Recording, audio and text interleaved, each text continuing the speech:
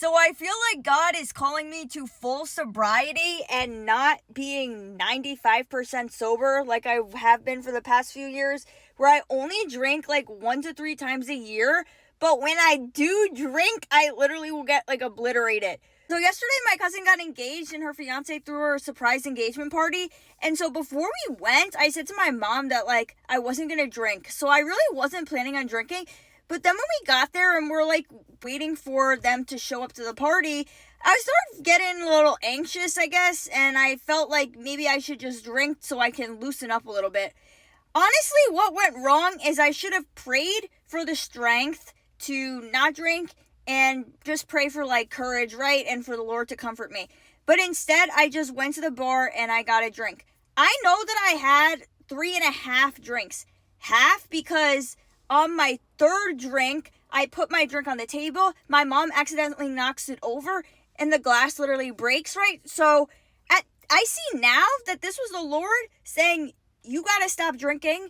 But instead, I just go to the bar and get another drink. So what happens is, obviously, I got really drunk. I got a scratch here and over here.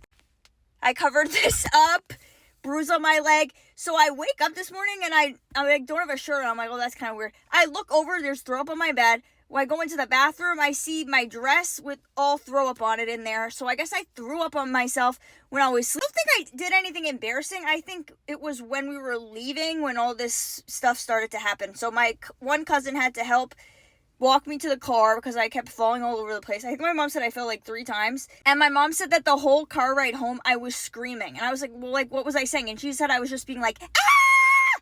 The whole time. And she's like, yeah. And like, she said that my brother had to try to restrain me or whatever to try to get me to stop. And then he texted me this: you are a complete idiot for even touching alcohol, let alone getting this wasted.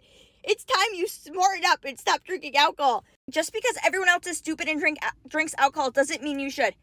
Amen. The Lord calls us to be set apart, right? Also, I was planning on going to this young Catholic event today. I ended up not going because I'm like, since my face, I look kind of beat up. Like, it's not a good look. What if someone's like, oh, what happened to your face? Like, what am I supposed to say?